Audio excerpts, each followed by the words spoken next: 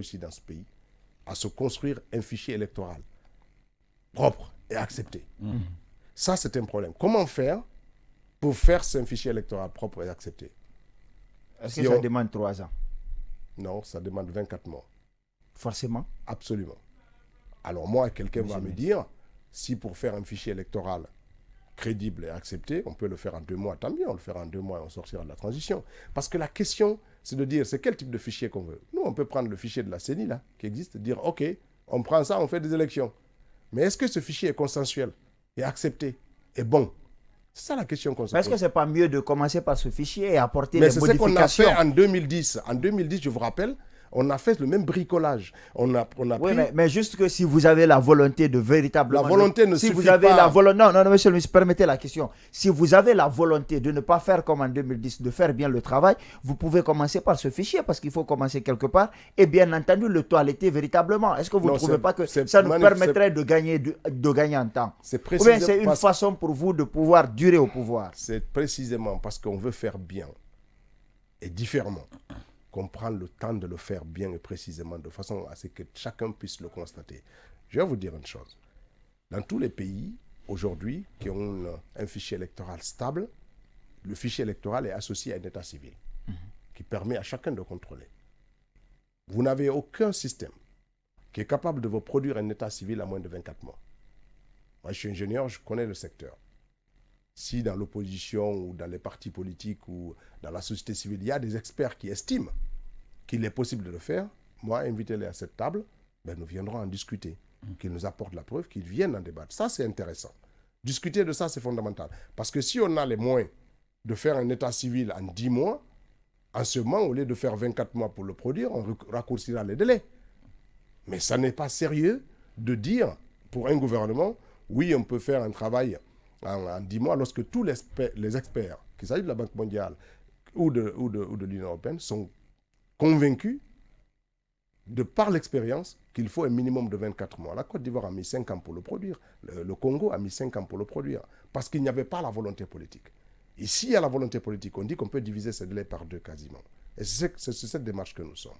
Et c'est important. Le problème, c'est que vous expliquez mal aux politiques, en fait, parce qu'ils se sentent exclus des choses. Non, je vais vous dire ceci. Non, c'est pas ça. C'est ça, en fait. C'est ce qu'ils disent. Non, je vais dire, à partir de pendant ces 24 mois, on ne fait pas que le fichier électoral. Pendant ces 24 mois, tout ce qui est toilettage constitutionnel et institutionnel peut se faire aussi en parallèle. Oui, en parallèle. Il y a plusieurs activités. Mais là, pourquoi il faut aller à 36 mois? Toute la partie prétoire. Parce que malheureusement, on ne peut pas faire une seule élection avant d'avoir un fichier électoral. Et lui, sa durée de fabrication, c'est 24 mois. Mais est-ce que ce ne serait pas aussi une solution que de coupler un certain nombre d'élections, notamment les communales et les législatives? Je veux dire, on peut même décider de faire toutes les élections le même jour. Nous devons être conscients, est-ce que c'est faisable? Est-ce qu'on a déjà organisé bien une seule élection? Quelle est votre réponse? Je pense qu'il faut organiser d'abord le référendum bien, pour que ça soit accepté et qu'on fasse l'expérience, parce que c'est nécessaire de dire que oui, on est capable de le faire. Et après, on peut décider de faire soit détaillé, soit en couplet. Mais ce qui est fondamental, aller dans le détail, parce que les élections ne sont pas les mêmes. Si vous prenez les élections pour les quartiers et les communes, la durée de campagne, ce n'est pas la même chose.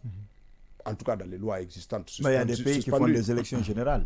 Oui, ces pays ont des expériences. Vous savez, aux États-Unis, ils font des élections. Ils ont des expériences, ils ont un parcours. Nous ne voulons pas dire ce qui n'est pas faisable et qui est source de confusion. Nous avons dit à ce moment-là, nous avons 12 mois.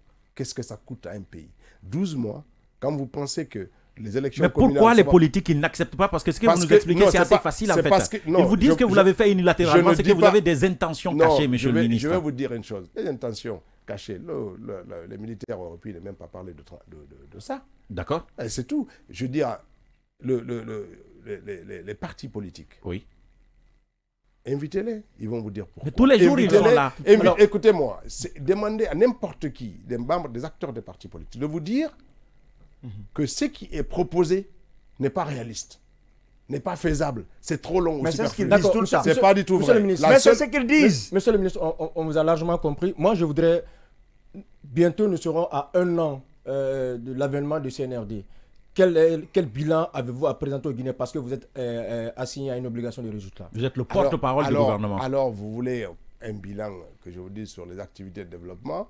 que je vous dise un bilan sur l'action. Oui, on pose la question pourquoi? Parce que, comme on le dit en bon poulard, fin de nos satis. Non, mais c'est normal. Le monde entier, il y a des difficultés. Ce n'est pas parce qu'il y a une transition que c'est difficile. Quel résultat, monsieur le porte-parole du gouvernement, quel résultat avez-vous à présenter au peuple guinéen aujourd'hui? Rien que pour le maintien des prix à des niveaux acceptables et la lutte contre l'inflation qui est quand même là. Vous avez vu l'appréciation du franc guinéen par rapport au prix du pain ne fait qu'augmenter. Hein. Mais bien sûr, le prix du pain ne fait qu'augmenter. Vous avez baissé le prix du carburant, mais ça a augmenté encore. Oui, c'est normal. Le transport, c'est normal parce que le monde, dans qu'il est aujourd'hui, il est différent de ce qu'il était hier. Hier, nous n'avions pas la guerre d'Ukraine. Le monde était bien approvisionné en blé, bien approvisionné en hydrocarbures. Ce n'est pas la réalité d'aujourd'hui. Et donc, le contexte mondial justifie un certain nombre d'augmentations des prix. Mais ce n'est pas ce que je veux dire. Si vous prenez secteur, on va publier dans les prochains jours, avant le 5, secteur par secteur, ce qui a été positivement apporté par la transition pour le peuple. La transition, c'est surtout les 8 qui sont décédés sur l'axe encore. Voilà, on en a fait parler. C'est la question que j'allais poser. Oui, c'est toujours c'est 8 morts. C'est d'ailleurs la question. Attendez. Laissez-moi juste poser cette question. Est-ce que ça voudrait dire que la transition a été salie? Parce que c'est quelque chose contre quoi ça a été sali. Bien sûr. La transition a été salie. Tant qu'il y a des victimes. Et c'est précisément parce que nous savions qu'il y avait un risque de ce type que nous avons dit qu'il faut suspendre toutes les manifestations. Parce que nous savons que nous ne sommes pas encore suffisamment outillés pour éviter ce type de drame. Oui, c'est toujours malheureux. Monsieur le ministre, je suis quand même surpris que vous disiez ça parce que vous étiez dans l'opposition à un moment donné. Quand les manifestations étaient interdites, vous n'étiez pas d'accord et vous sortiez manifester. Est-ce que vous pensez que c'est faisable que des partis acceptent de rester 36 mois sans manifester? Je ne sais pas qu'est-ce qui vous étonne dans ce que j'ai dit. Je suis surpris parce que vous n'avez jamais accepté ça quand vous étiez au niveau de l'autre côté. Et vous avez bravé des manifestations. Vous avez bravé. Ça a été le moyen le plus privilégié que vous avez utilisé. Qu'est-ce que ça change? Qu'est-ce que ça change? Mais non. Mais revenez sur terre. Ça ne change rien. C'est parce qu'aujourd'hui, vous êtes du côté de la carotte. Parce que suspendre quand même les manifestations, c'est restreindre les droits fondamentaux. Non, c'est pas comme ça qu'il faut voir les choses. Je pense que quand il y a un drame, c'est un drame. Peu importe comment il se passe, peu importe qui sont les responsables. Le drame est à déplorer, quel qu'il soit. Et dans ce cas-là, je ne sais pas qu'est-ce que vous me dites. Vous me dites non, c'est pas... C'est quand même... C'est plutôt vous qui paraissez bizarre. Monsieur le ministre, c'est incroyable. Monsieur le ministre. Maintenant, je vais dire ceci.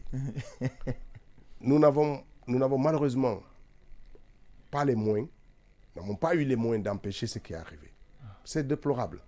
Cependant, il y a des évolutions parce qu'il y a des enquêtes en cours qui vont probablement... Il y a eu déjà un cas de drame qui a conduit à des arrestations de suspects. Oui. Et nous pensons très sincèrement que les auteurs-là aussi vont être trouvés.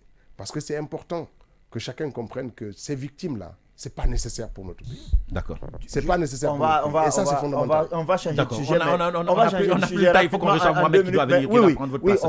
Rapidement, on va changer de sujet. Mais il y a un truc important. Même si la HAC pourrait me taper dessus, je vais vous poser cette question. En tant que porte-parole du gouvernement, des voix s'élèvent de plus en plus pour dire que le CNRD est en train de viser une certaine communauté. Et il y a eu même des journalistes qui ont été suspendus par rapport à ça. Est-ce qu'en Conseil de ministres, vous en discutez pour faire face à ce problème? D'abord, je vous invite, vous les journalistes, à assumer une certaine responsabilité. Quand on est responsable, il y a des choses qu'on évite. Et voilà. Et moi, je ne rentre pas dans ce type de débat, très sincèrement. Et je trouve ça dommage. Mais c'est aussi des faits. C'est important. Non, c'est pas du tout. Non, mais attendez, Mohamed. Ils sont décédés sur l'axe, M. Gawal. Mohamed. Ça, on peut le constater. Vous n'avez pas, comme le dirait, de meilleures connaisses de cet axe-là. Oui. Ou des relations ou des amis. C'est pourquoi on est étonné de vos réponses. Non. Moi, ce que je vous dis, oui, c'est qu'il y a un certain nombre de débats oui, que la responsabilité nous interdit. D'accord. Et c'est à ça que je vous invite. Nous devons nous interdire un certain nombre de débats. Donc on s'auto-censure, c'est ça? Non, voilà. Mais écoutez, je vais vous dire une chose. Quand on est derrière le micro, on n'a pas la liberté de dire tout ce qu'on pense. Je suis d'accord. Alors, faisons attention. Et quand on constate les faits, monsieur le ministre, mais vous n'avez pas, malheureusement, vous n'avez pas constaté de faits, vous êtes dans des imaginations. On pose des questions. On a remarqué que sur l'axe ce jour-là, tous ceux qui ont été tués, c'était sur l'axe. Écoutez. Et pourtant, ça n'a pas manifesté. C'est une question qu'on se pose. Non, mais je veux dire, Mohamed. Oui. Moi, je vous invite à assumer une certaine responsabilité et je ne veux pas rentrer dans et à s'auto-censurer. Non, c'est pas ça. Je vous dis simplement, quand vous êtes derrière le micro, et c'est une remarque. Oui. Le journaliste a une responsabilité sociale. D'accord. Pour la paix et la quiétude aussi. Et c'est très important. Elle n'est pas plus petite que celle de l'homme politique ou de dirigeant. Oui. Et donc, vous devez vous éviter ça. Si aujourd'hui, dans les médias, il y a un drame qui se produit et qu'on demande aux journalistes de ne pas publier le drame, c'est pas parce que ce n'est pas un fait. Oui. C'est parce qu'on évite que la conséquence de cette publication puisse entraîner d'autres drames. Et c'est cela la responsabilité que vous devez. On est obligé vraiment de vous laisser partir, les gars. On a largement dépassé le temps. Non, on ne peut plus. Peut-être Mohamed posera la question à votre place. Dites merci au ministre et puis vous cédez votre place, Yacine. Merci à Gorko Soussaï, le gladiateur, comme l'a surnommé affectueusement Vali. C'est passé de 43 minutes. Gladiateur, c'est pas un terme glorieux. Ah bon? Non, parce que ça ne. Prenez pas dans ce cas au premier degré. Prenez-le dans le sens de homme fort qui résiste et qui proteste. Je ne pense pas que les gladiateurs ont. Bon, très bien, tant mieux. Ne pensez pas à l'Antiquité. Prenez juste l'homme fort. On fait quoi, les gars? Ils ont dit le jingle. Après, on reçoit Mohamed Kourouma derrière.